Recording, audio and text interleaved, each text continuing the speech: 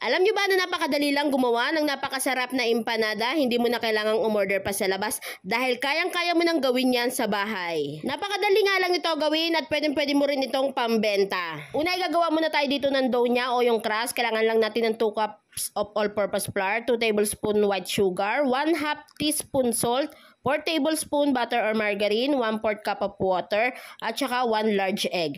Para sa tamang measurement ay lalagay ko na lang sa comment section. Sa paglalagay naman ng tubig ay pwedeng dahan-dahan lang para makuha nyo yung tamang texture nitong dough at pagkatapos ayan gumamit na lang din kayo ng kamay para mas mamasa ng maayos. Kapag okay na yung dough, ayan i-rest lang muna natin siya ng 30 minutes. At habang nag-aantay tayo, ayan igisa na natin dito yung palaman ng ating empanada. Kailangan lang natin yung giniling. Igisa lang natin siya sa sibuyas at pagkatapos lagyan natin ng garlic powder, paminta, konting asin at haluin lang ng maigi. At kapag okay na yung giniling, ilagay na natin dito yung mixed veggie. Pero kung wala kayo nito ay pwede ang patatas or yung carrots. At pagkatapos ayan lulutuin lang natin to ng ilang minuto at pwede din kayo maglagay ng pasas para mas masarap.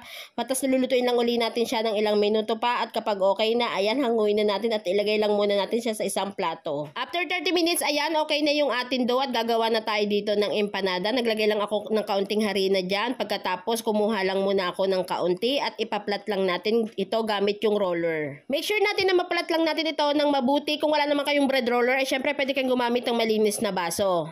At pagkatapos ay gumamit lang ako dito ng mangkok na bilog para makapag-shape tayo ng bilog dito. Tapos itatanggalin lang natin yung mga sobra-sobra dito at ayan kukunin lang natin yung bilog na shape at pagkatapos plinat ko lang uli siya ng kaunti para mas lumapad na rin siya. At ayan maglalagay na rin tayo dyan ng palaman. So naglagay lang ako dyan ng isang kutsara at naglagay na rin ako dito ng cheese para mas masarap. Tapos ay pagdikitin lang natin yung magkabilang dulo, pwede nyong i-press yan para mas malak siya at pwede rin kayong gumamit ng tinidor para mas malak pa ng maigi.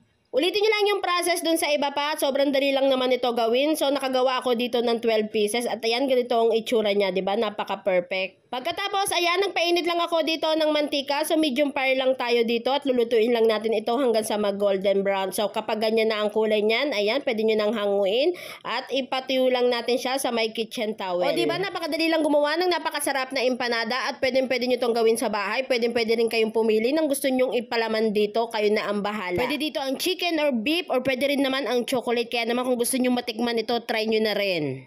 At syempre, titikman natin yan. Tignan nyo naman ito na aking nagawang empanada. Sarap. Ay.